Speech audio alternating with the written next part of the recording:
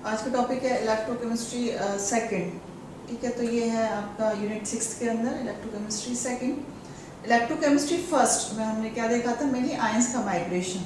ठीक है, और हमने देखा था कि आयंस का जो माइग्रेशन है डिफरेंट डिफरेंट इलेक्ट्रोड पर, वो किस किस के ऊपर डिपेंड करता है, उसकी साइज के ऊपर डिपेंड करता है, उसके चार्ज के ऊपर डिपेंड करता है। ठीक है, और वेलोसिटी के ऊपर डिपेंड करता है। तो वेलोसिटी इंडायरेक्टली किससे रिलेटेड होती है, उसके वेट से, या हम कह सकते हैं उसके एटॉमिक मास से रिलेटेड होती है। अब इलेक्ट्रोकेमिस्ट्री सेकंड में हम क्या करेंगे, हम सेल के बारे में बात करेंगे। सेल जो होते हैं वो दो तरह के होते हैं। ठीक है, पहला टाइप तो क्या है कि जैसे जब हम इलेक्ट्रोकेमिस्ट्री की बात करते हैं तो हमारे माइंड में क्या आता है, इलेक्ट्रॉन आ रहे हैं जा रहे हैं और इलेक्ट्रिसिटी जनरेट हो रही है। ठीक है, तो सेल इलेक्ट्रोकेमिस्ट्री सेकंड के अंदर जो सेल है, हम दो तरह के सेल के बारे में बात करेंगे। पहला जो सेल है उसका काम क्या होता है, इलेक्ट्रिसिटी जनरेट करना। ठीक है, आयंस के माइग्रेशन से इलेक्ट्रिसिटी जनरेट होती है। तो इस तरह के सेल का एग्जांपल है आपका Daniell cell, galvanic cell. Second type of cell में क्या करते हैं, हम इलेक्ट्रिसिटी पास करते हैं, विद्युत धारा पास करते हैं और इलेक्ट्रोलिसिस होती है, यानी सॉल्ट का, ठीक है, क्या होता है, डिसोशिएशन। तो जो सेकेंड टाइप ऑफ सेल्स होते हैं उनको इलेक्ट्रोलाइटिक सेल कहते हैं। तो सेल को हम ब्रॉडली दो पार्ट के अंदर डिवाइड करते हैं। एक तो है आपका गैल्वेनिक सेल, इसका एग्जाम्पल क्या है, डैनियल सेल। दूसरा क्या है आपका इलेक्ट्रोलाइटिक सेल, इसके अंदर बैटरी भी आती है, जो सेल होते हैं और बैटरी भी इसके अंदर आती हैं। सेकेंड टाइप ऑफ सेल है इलेक्ट्रोलाइटिक सेल।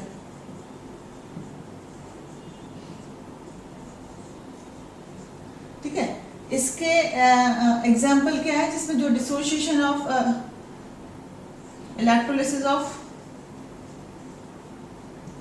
मोल्टन सॉल्ट, पिघले हुए जो लवण की अपन इलेक्ट्रोलिसिस कराते हैं, तो वो सेल कौन सा कहलाता है, इलेक्ट्रोलाइटिक सेल।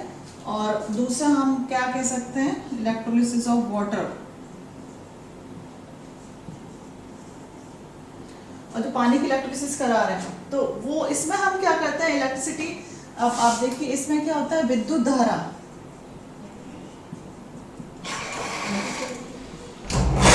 होती है।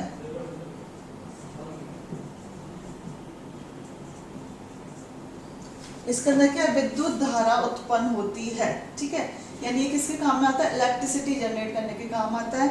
और आप देखिए इलेक्ट्रोलाइटिक सेल, इलेक्ट्रोलाइटिक सेल में क्या होता है, विद्युत धारा दी जाती है।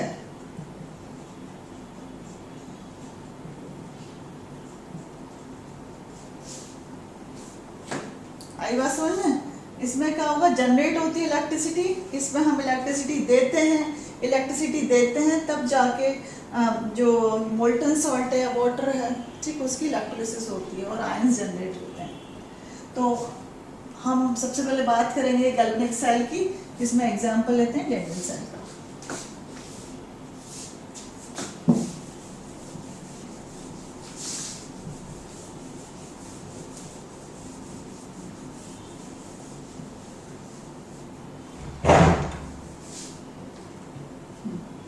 तो डैनियल सेल,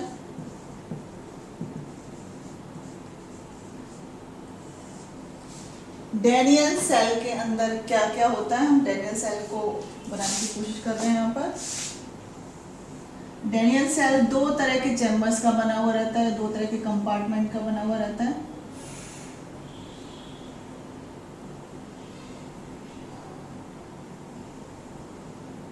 एक बाहरी कंपार्टमेंट होता है, ठीक है, दूसरा जो कंपार्टमेंट होता है वो इनर कंपार्टमेंट होता है।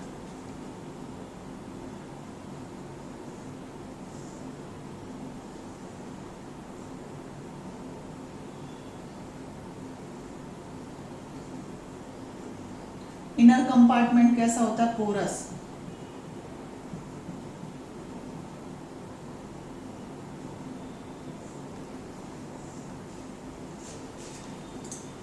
इसके अंदर जो इलेक्ट्रोड होता है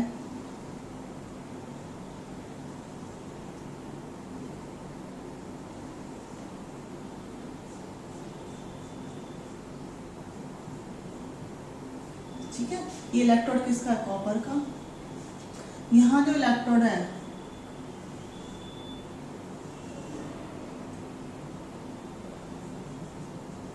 वो इलेक्ट्रोड किसका? जिंक का। ठीक है, तो दो तरह के कंपार्टमेंट होगा, एक तो ये कंपार्टमेंट होगा, इसके अंदर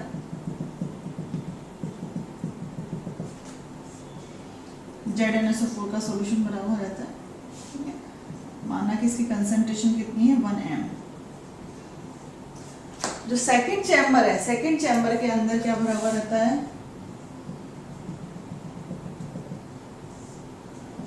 1 m कॉपर सल्फेट। सर्किट को कंप्लीट करने के लिए हम क्या लगा देते हैं? वोल्टमीटर लगा देते हैं।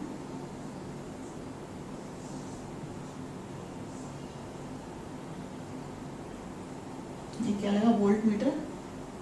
ठीक है, अब इलेक्ट्रॉन कहाँ से जा रहे हैं? इलेक्ट्रॉन जा रहे हैं जिंक से किस तरफ जा रहे हैं? कॉपर की तरफ जा रहे हैं। ये इलेक्ट्रॉन का माइग्रेशन है।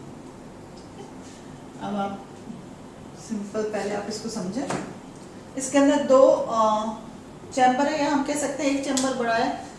आप इसको लैब में भी देख सकते हैं ना। एक बड़ा चैम्बर होता है, उसके अंदर जो है एक पोरस चैम्बर होता है। पोरस चैम्बर के अंदर हम कॉपर का इलेक्ट्रोड रख देते हैं, या कॉपर की छड़ बोल सकते हैं, वो रख देते हैं। दूसरे के अंदर जिंक रॉड रख देते हैं और इसको सर्किट को वोल्टमीटर से कनेक्ट कर देते हैं।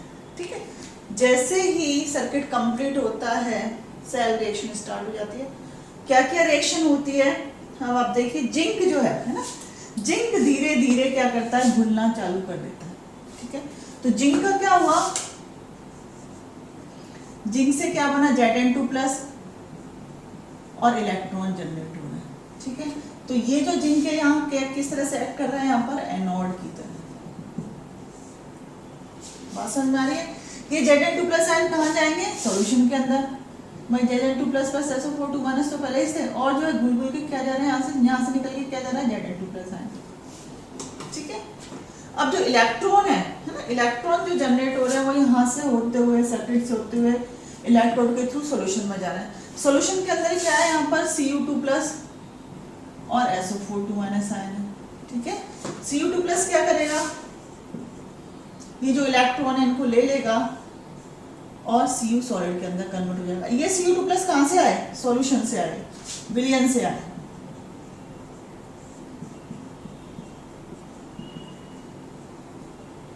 ठीक है, ये जो रिएक्शन कौन सी है? कैथोड।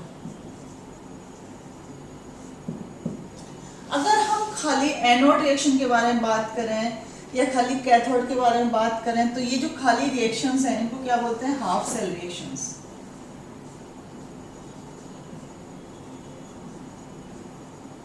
ठीक है, हाफ सेल या तो एनोडिक रिएक्शन या कैथोडिक रिएक्शन, आधी जो सेल की रिएक्शन है उसको बोलते हैं हम half cell reaction.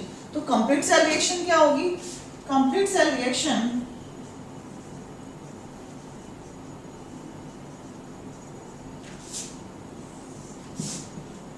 Zn Cu2+ Zn2+ plus Cu solid. ये जो रिएक्शन है ये कौन सी कहलाती है? Complete cell reaction. इसके अंदर एनोड भी है और कैथोड भी है। ठीक है, तो ये हो गया description about Daniell cell. I think आपको समझ में आ गया होगा। डैनियल सेल में क्या होता है? इलेक्ट्रिसिटी जनरेट होती है, यहाँ हम इलेक्ट्रिसिटी देते नहीं है। एनोड जो होता है जिंक होता है, उससे क्या बनता है? Zn2+। Zn2+ क्या जाता है? कहाँ जाता है? सॉल्यूशन के अंदर जाता है। धीरे धीरे जो है जिंक रॉड कैसी हो जाती है? थिन घुलने के कारण थिन हो जाती है। ठीक है, और इसमें क्या हो जाता है? कॉपर डिपॉजिट होने लग जाता है। तो ये जो है कॉपर रॉड क्या हो जाती है? थिक, मतलब मोटी हो जाती है। ठीक है, तो ये है आपका डैनियल सेल। नेक्स्ट है आपका theory of development of electrode potential.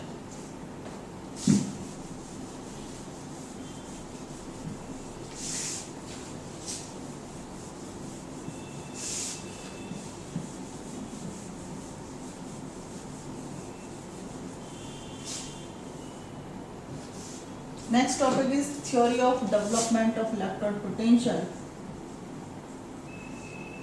Theory of development of electrode potential.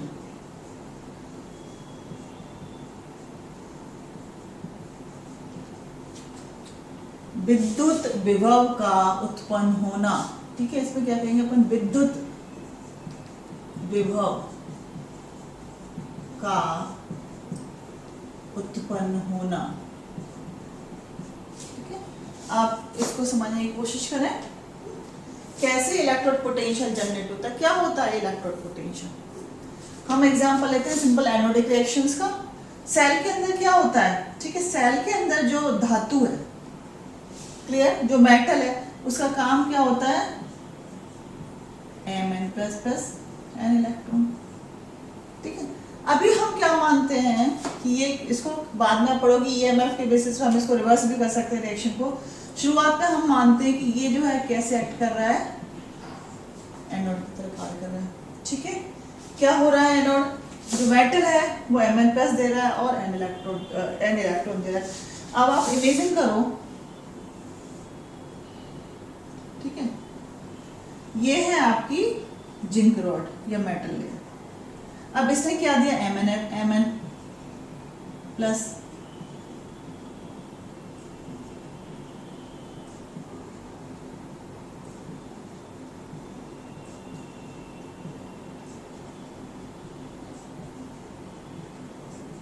है ना। ये क्लियर हो गई किसकी, आयंस की।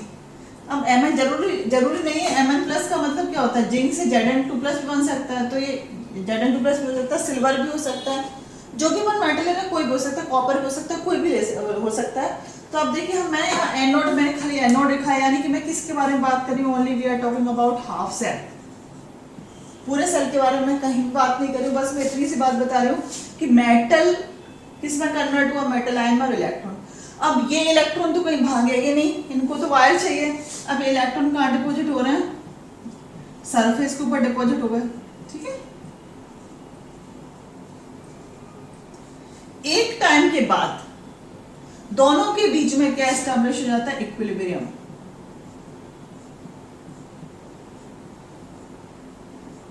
एक डबल हेडेड एरो क्या रिप्रेजेंट कर रहा है, दोनों के बीच में इक्विलिब्रियम एस्टैब्लिश हो गया, यानी कि इसके इक्विलिब्रियम एस्टैब्लिश होने के बाद फर्दर जो है डिसोल्यूशन नहीं होगा। यहाँ पर जो इलेक्ट्रॉन है और यहाँ पर जो आयन है, उनकी सपोज एक डबल लेयर टाइप की सी लेयर बन गई, तो ये चार्ज का जो सेपरेशन होता है यही देता है आपको इलेक्ट्रोड पोटेंशियल, विद्युत विभव, इसको बोलते हैं इलेक्ट्रोड पोटेंशियल, या हम हिंदी में क्या बोलेंगे इसको, विद्युत विभव।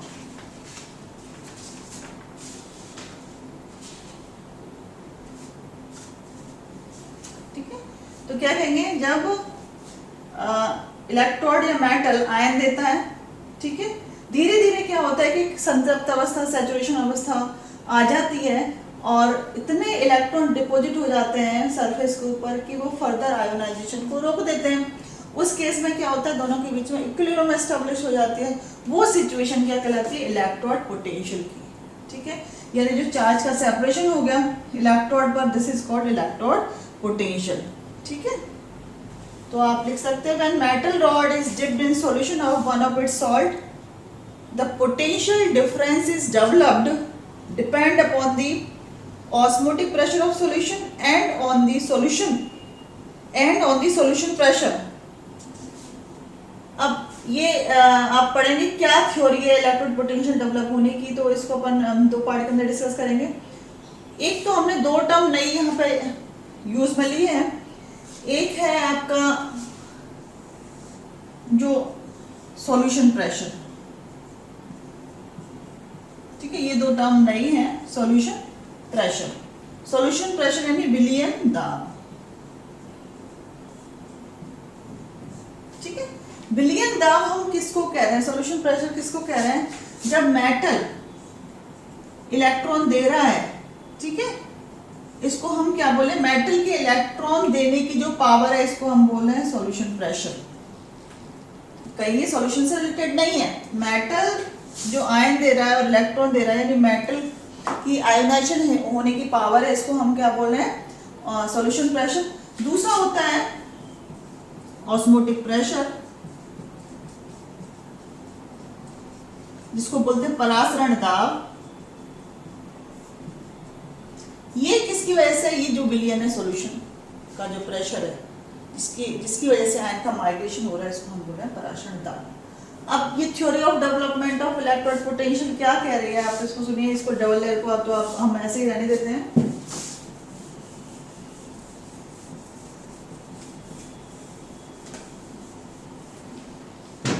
पहला case, P is greater than pi. Pi क्या है, परासरण दाब,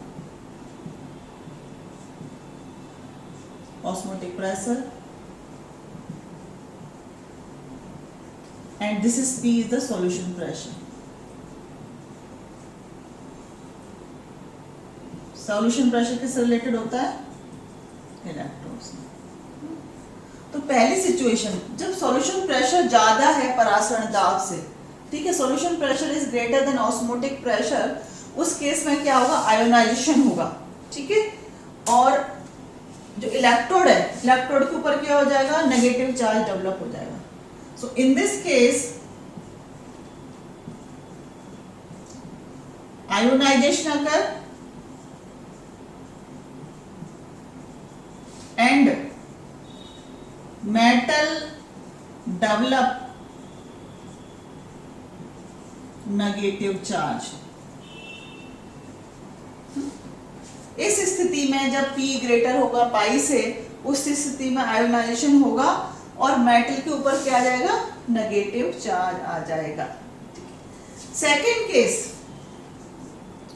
P is less than pi, ठीक है, दोबारा नहीं लिखूंगी सारी चीजें। P क्या, ऑस्मोटिक प्रेशर है, ये क्या है, सॉल्यूशन प्रेशर है इलेक्ट्रोड, ठीक है, ये कम है और ये ज्यादा है।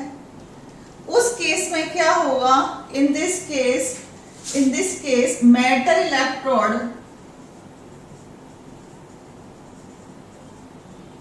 develop positive charge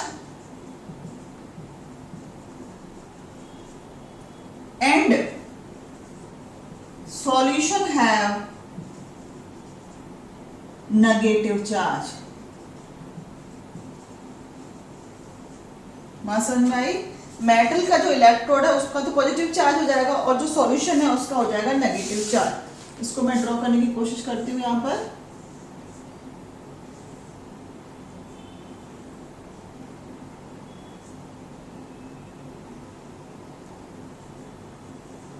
ठीक है, तो आप इसको देखें, इसमें क्या है, ये पॉजिटिव हो गया इलेक्ट्रोड और सॉल्यूशन कैसा हो रहा है, नेगेटिव चार्ज वाला हो रहा है, ठीक है। तो कौन सा एग्जाम्पल है, ये सेकंड वाला, P इज लेस देन, यानी कि इलेक्ट्रोड का जो प्रेशर है वो कम है और ऑस्मोटिक प्रेशर ज्यादा है, उस स्थिति में ये सिचुएशन आ जाएगी, पहली स्थिति में ये सिचुएशन आ जाएगी। थर्ड जो है P इक्वल टू पाई, ठीक है, इस केस में कोई भी रिएक्शन नहीं होगी, no cell reaction. Clear, I think दोनों हिंदी और इंग्लिश मीडियम वालों को समझ में आ गया होगा, ठीक है। इस केस में क्या होता है, आयोनाइजेशन होता है, मेटल इलेक्ट्रोड पर ऋणात्मक चार्ज आ जाता है। दूसरे केस में क्या हो जाता है, मेटल इलेक्ट्रोड पर धनात्मक चार्ज आ जाता है। तीसरे केस में जब P इक्वल टू पाई होता है, उस केस के अंदर कोई भी सेल रिएक्शन नहीं होती है।